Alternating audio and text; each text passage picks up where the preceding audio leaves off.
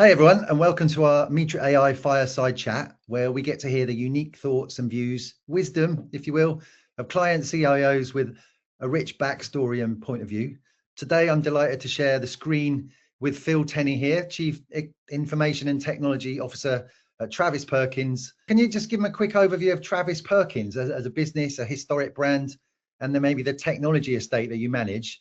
And as you do that, before we get into what you've achieved in your 5 years, the main reason we're here, what was the lie of the land when you arrived at Travis Perkins? What was your mandate? What did they asked you to do? Well, there's a lot to cover in one question. Yeah. So, Travis Perkins, we are the biggest builders merchant in the UK. So we provide construction materials to the building sector. We have been around for 100 years, so steeped in tradition and history, and everything that goes with that. So from a technology perspective, we are steeped in a rich legacy technology estate, which has really over the years helped the business achieve the dominant marketplace position we're in right now. Equally, what comes with all of that are the challenges of managing a legacy or heritage estate of, in many ways, aged technologies, ones that are maybe less commonly used, and all the complexity of integrating that with more modern technologies. So, I would say we're not from a technology standpoint, we're not dissimilar to any other large corporate who's invested in technology over the past 20, 30, 40 years. Yeah, great. I think that's perfect. Now then, when you got there, I know there'd been a few CIOs come through, a bit of a turnover before you got there, but you've been there 5 years now, so you must be doing something right, lots right, I'm sure, as a safe pair of hands. When you arrived, what was the task? How did you go about, some of the challenges you found out there and hinted at a little bit there on the legacy is all about, stability and building trust, the reputation of the tech organization. How did you start? How did you set about that? Right. So as you mentioned, when I joined, there had been, from what I can understand, a bit of a revolving door of my predecessors. Right. I remember when I came in and I did some listening sessions with colleagues in the department. One guy, hats off to him for sort of asking the question, said, "Phil, why should I believe a word you're going to say? Because you'll probably be gone in the next 12 months and somebody else will be coming in the door." So that use the word stability was critical, and it was, I think that the main ask of me was to come in and provide some stability and rebuild trust and confidence in the relationship between the business and the technology function, which I think had sort of perhaps understandably broken down over time. When you have such a revolving door, there's no consistency. So how can you build an effective working relationship? And so that's where I spent a lot of my time at first. The question, back to what the colleague said, why should anybody believe a word I'm saying? I had to give a very honest answer, which was literally, there's nothing I can say right now to make you believe that I will be here in 12 months. You're just going to have to sort of watch me and judge me by what I do and how I do it, and whether I do survive 12 months or not. And we managed to get there. And somewhere in there must have been a bunch of smart decisions, something about prioritizing, something about working out what I needed to do first, and what could be saved for later. So was that it? A roadmap, a prioritization, hit list?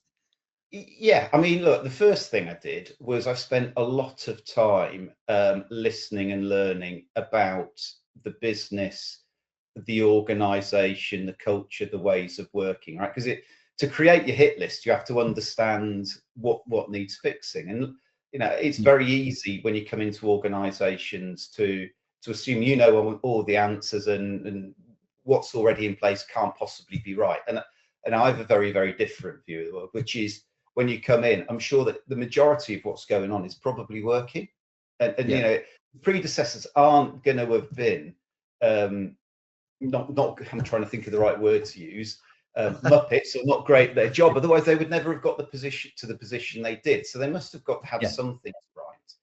So it's listen, learn, and listen to everybody. And that's Yeah. right from some of the junior colleagues in the technology function to the most senior people in the business, to understand what it is at every aspect of people, process, ways of engagement, and technology that needs to be fixed. And then it's actually go and explain after a period of time. I've listened, I've learned.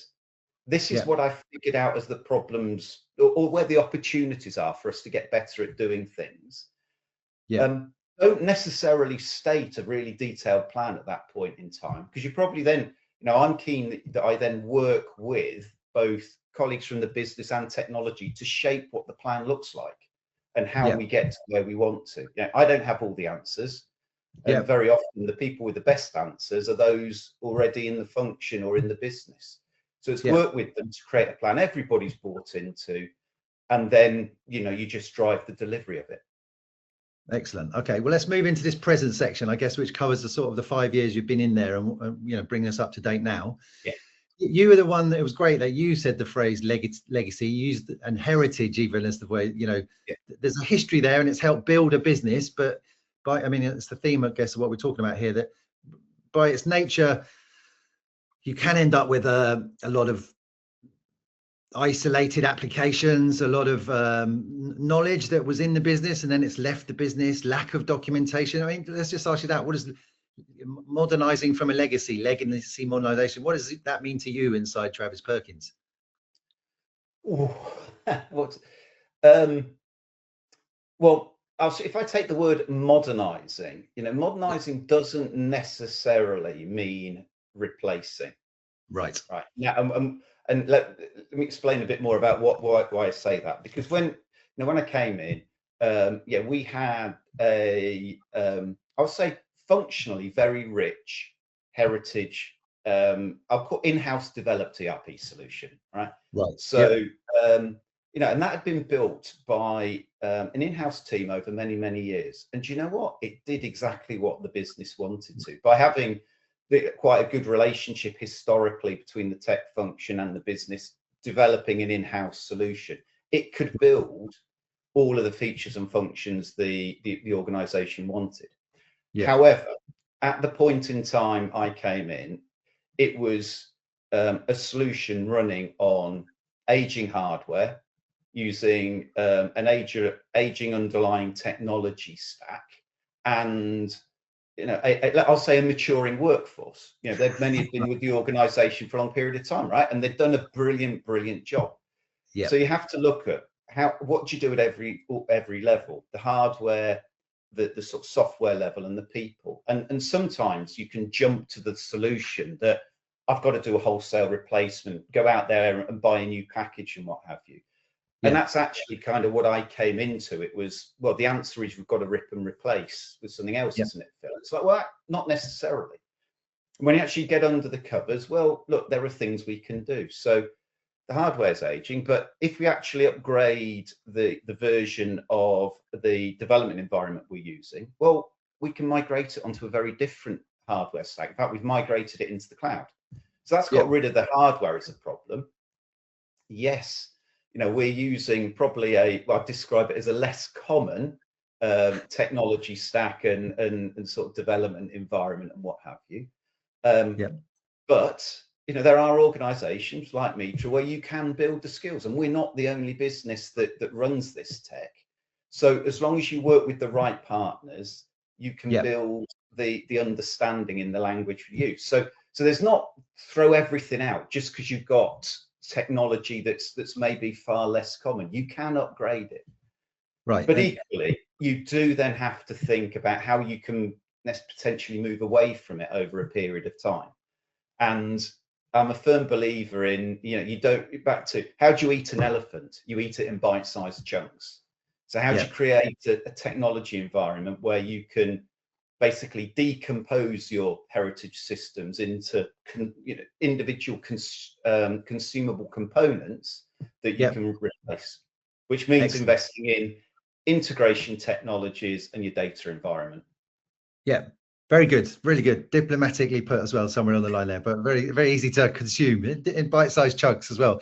So that speaks to a couple of things if I summarize. So it's not big bang transformation, which comes with all its risks and heroics and stress, no doubt, for the investors and board. It's in bite-sized chunks, which it satisfies that need to stabilize and de-risk. And along the way, you modernize as you go. And then as you modernize, you're able to innovate, I guess. It's just done in sequence? Yeah. Now, what I'll say is, look, let's be really clear. In the environment I walked into, it wasn't a case of, I didn't think the right answer was a rip and replace. Yeah. There may be scenarios in other organizations where there are drivers that mean it might be the only option, right? Yeah. So it's just, I'm not, whilst my underlying philosophy tends to be, if you go into an environment, if you need to transform a landscape, do it in sort of bite-sized chunks. Yeah. The reality of the world may mean you have to do something different. But, incremental improvement fits that kind of agile approach, doesn't it? But the thing in your context, it made sense. Is it worth just winding back very quickly? You've got this rich history at Asda, as part of the Walmart family for everyone out there, and Morrison's, Halifax, Bank of Scotland. Had similar experiences built this kind of attitude in your mindset, this philosophy? Had you been through similar scenarios? Similar. I would say I've been very, very fortunate in my career to have a wide range of experiences where I've seen things go well, but equally where things haven't gone so well. And so I'll describe it as the sort of cumulated impact and understanding of all of that experience. I've worked on big bangs, gone really well. Equally, I've worked on other sort of more incremental migrations that haven't. We all build our knowledge and experience from everything we've worked on. Yeah. Partners and partnerships, you hinted at something we've done together. External capabilities and expertise that you don't necessarily have instant access to, and building a team and collaboration with partners to bring in that knowledge. Is that an essential part of modernizing and improving the delivery capability of your technology organization? You decided to do that rather than just keep it all in-house, for instance. Yeah. So look, I think that anybody in my position, I would describe it as you need to think about what right sourcing looks like. And when I think about everything we do as a technology function, there are some things I would describe as the crown jewels, and you would always want to keep those in-house. Maybe things like architecture, security, a lot of those aspects. They are fundamentals for setting the technology direction of your organization over time. You keep that in-house. There'll be others where either they are point technology skills you need for a period of time, or there may be more commodity skills where it makes sense to work with a partner. And that it might be that partner because they have unique skills, knowledge, and capability that I would say it'd be impractical to build in-house. You might be able to do it, but it would cost you a lot. And your ability to then retain the skills once you've got them in is a real challenge. So that's one scenario where you do it. And the other is where actually it makes economic sense to work with a partner to do it. Because, the working offshore, you just get the cost benefit of doing it. So it's a real blend, but absolutely partners have a critical role to play in any sort of tech function and transformation. And for each one, it's just proving themselves and gaining trust and retaining it, I guess, to continue the partnership. Absolutely. But it works both ways. Absolutely. It's gaining the trust, it's building the trust, and it's demonstrating you can work together. I would say some of the best partner relationships I've had are ones that have, you've kind of gone through some rocky times together. But you've proven that you can work together, and the trust comes through how you work when things aren't going so well. More so than when they are working well together. Right. How honest and realistic you can be in conversation. Just reflecting back on the present then, from when you started to where you are now, do you think you've delivered some big change? You've delivered a lot. Things a lot different, a lot better. Have you helped enhance the Travis Perkins technology? I would like to think so. Yes. I mean, and I suppose I think people can sometimes overinflate just the awesome job they've done. Yes, if I take a step back, we have well, we've migrated entirely into the cloud infrastructure environment. We built a fantastic data platform. We've migrated finance onto Oracle Financials with bumps along the way, not the easiest implementation and challenge. Yeah, but we've done a huge amount. So I would like to think the technology landscape and the function is very different from now compared to when I joined. Equally, there's still another set of challenges. Technology doesn't stand still. Another set of challenges that we now need to face into. Right. Challenges or opportunities? That is two sides of the same coin. Absolutely. Yeah. But you said it better than me. Yeah, definitely the opportunity. I'd like to think of, I'd like to be glass half full most of the time. So it's definitely more opportunities than challenges. Yeah. And then just actually how we conclude in looking into the future of what those opportunities are. You mentioned they're a data platform. If I cast my take as a bit of an outsider on Travis Perkins, right? So a lot of real world business to be done by real builders and real trucks and real construction sites and lots of real material moving around the country. That's where the history lies. But a data platform delivering insights and suggestions and helping all of those businesses be more productive and efficient. Is that what a data platform enables? How do you describe what a data platform enables? Yeah, absolutely. I mean, hats off to sort of when I say our data, everybody who's been involved in building a data platform. We work with Google on it, and I'd like to think it's relatively simple. We've gone for the Google stack end to end, so we don't have lots of different technology components from different organizations, but it is about creating a true data lake. I think when I joined, we had a data swamp, so it's moving from that to a single data repository with where you've got clarity of data that you then make available to anyone in the business who wants to use it to drive insight and what have you. So we can take things like planning data from an organization like Glenigan's. So our sales teams out in branches can see what planning applications have gone in their area, so they can proactively get on the telephone or get email and whatever, and get out there in a proactive sales environment. Yeah. But it's equally many other ways. Data is increasingly becoming the foundations of business. You look at carbon reporting now. That's a massive area of growth, and where more and more of our customers are expecting it, wanting it, demanding it, and actually by having the data platform where you can bring all of the various disparate components of data together around carbon reporting and present it then to customers. It's proving to be a really successful thing for us. Right.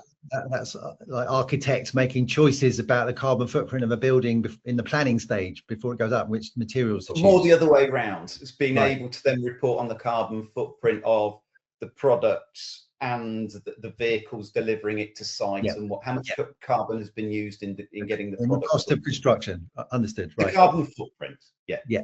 Very good. All right, let's move into this future state then.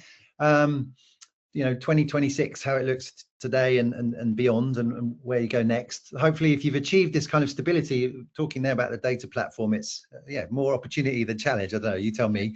But we can't leave a discussion like this at the start of 2026 without mentioning AI and how it potentially unlocks even more capabilities to modernize and innovate. Just setting the stage for this little question, and a point of view that I'm sort of bouncing off you really, that you said at the very start in the legacy part of it, not just in your business, but in many businesses with a long history of a workforce that have been around building something for, 10, 20, 30 years. The longer you have an in-house team,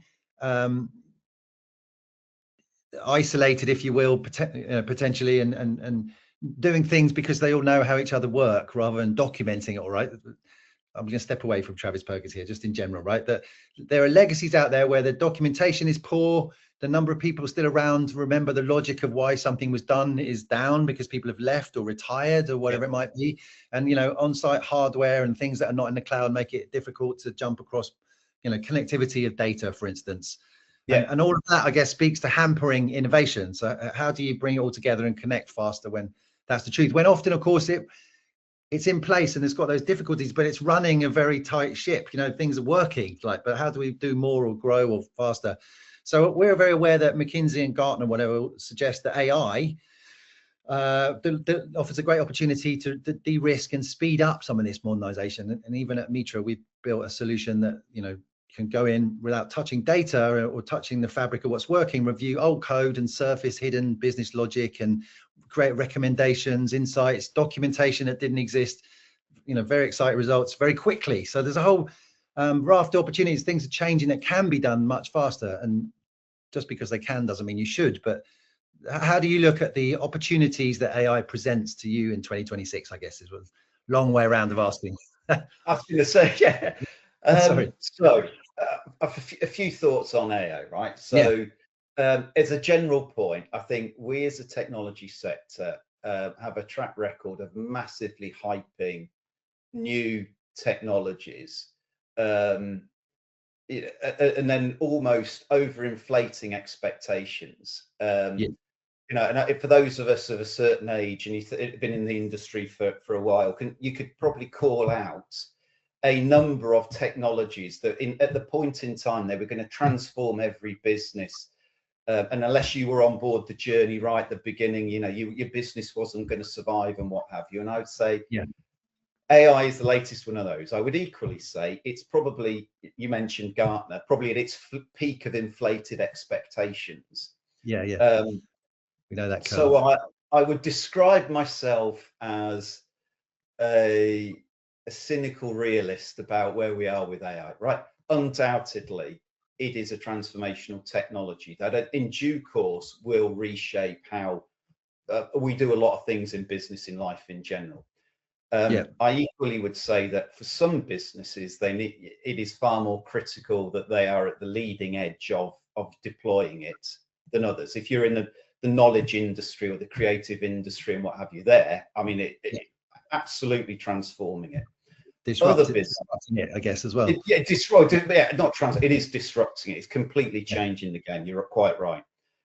Others, like us in the building sector, you know, it has definitely got a role to play, but it is much more, I think, of an evolution rather than a revolution at this stage in the broadest business context.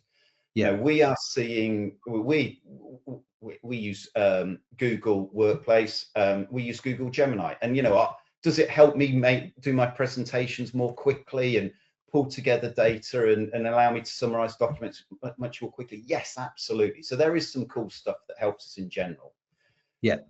But then it's then looking for the small used cases where it can really do something different. And you're quite right. You know, when you really drum it down, we've got a number of test cases we're looking at the moment. And one of them is, yes, we've got that large heritage code base. Wouldn't it be brilliant if all the hype lived up to reality and we could pump it through an AI engine and it refactored it from a heritage language into Python or whatever else, and did the documentation as well? We haven't found anybody that can do it yet, but you know, undoubtedly we'll get there in the end. Right. Well, you know, we're going to give that a try, Phil, just so you know. Well, and you know, you're one of the organizations, you're on with it, and you know, but as you say, the problem statement's large enough that it would be a wonderful thing if it can be achieved, right? With consistency, reliability, security, all of those things that need to be in place for it to deliver. But the promise it sounds valuable, doesn't it? Oh, absolutely. And it's one where, you know, you talk to organizations and they'll say, yeah, absolutely, we've got something that can do it. As in, when I say it, that can convert from a heritage code base into something new. But then you find, oh yeah, we can do it, but only if it's this language to that language, rather than, well, hang on, not from the language we use, which is far less common, you know. And that's where it will take time. Undoubtedly we'll get there. You guys are doing some great work on it. But invariably it'll be technology that does it, rather than dedicating 10,000 man hours to whatever that costs to do it, because it just doesn't make sense, does it? So it doesn't make sense. So I'm sure technology underlying will be the thing that delivers that, whether it's this year or the next, I guess, right? Exactly. And then AI, so you made a good point there. AI, and you're disrupting media and sport and what have you, the way we consume it, but in your business of buildings, it may be less so, but underneath it's not going to disrupt the business, but the way you maybe deliver the business, the operational improvements, the incremental things that can just improve across hundreds of workflows. And you guys are open to that, to seeing absolutely where it can. You know, every worker, right, and make them more efficient and productive. Yeah, absolutely. And, you know, so I'm not naive. You know, it will undoubtedly at some point maybe have a more radical impact on our sector. You know, Yeah. But I think it's maybe a slower burn. But where we are seeing it in real time, we'll use one use case. Yeah. A lot of the things we need to do, and a lot of what our customers want from us as a business, is access to specialist information, to expert advice. Yes. And when you've got labour, you know, that's great when you've got colleagues who have been in our business and worked in branch or central functions for many, many years, because you've got that cumulative years of experience. But when you bring new people in, they don't have that. So how can you accelerate them on the learning journey? Yeah. So doing things like taking all product information and put it into a large language model and what have you, and then just ask, so you can then just ask the questions, tell me which product has the best X, Y, and Z. You know, suddenly somebody who's new to the business can very quickly get answers to quite technical and complex questions by using these technologies. Right. So it's having a here and now type impact rather than each person like that becomes a gateway to a fountain, a history of knowledge that can deliver someone the answer they need without having to run around a lot and exactly. make them happy and come back again. Right. So, right. I think I've run through everything I wanted to do. Have we touched enough on AI? I mean, just quickly this morning, I just have that feeling that AI is such a big topic. I think we touched it well enough that it's almost reframing the politics of the world, right? Battles over the world's energy, which seem to be in the background. Who's going to have enough energy to power all the AI we need to transform every business? It seems to be something that's implicit. Look, and there's so many different components in this whole, I'm going to call it story of AI, about companies investing in other companies who are using the technology that the company was, you know, that's doing the investing has developed. You know, at some point there's going to be some settling down of things, which is why I do think, maybe, but I think we'll get from the hype. So back in the Gartner curve, that there's that trough of disillusionment, and then the plateau of productivity or whatever. I can't quite remember what the terms are. It'll come through that sort of change curve at a pace, but it'll be at a different pace for different sectors and different organisations. It seems like a brilliant time to sign off there. Let's make a promise. Let's get back in a year's time and revisit this and see where it got to. You're on for that. Excellent. Okay. Thanks very much for your time, Phil. Thanks for joining us, everyone. We'll talk again. Thank you.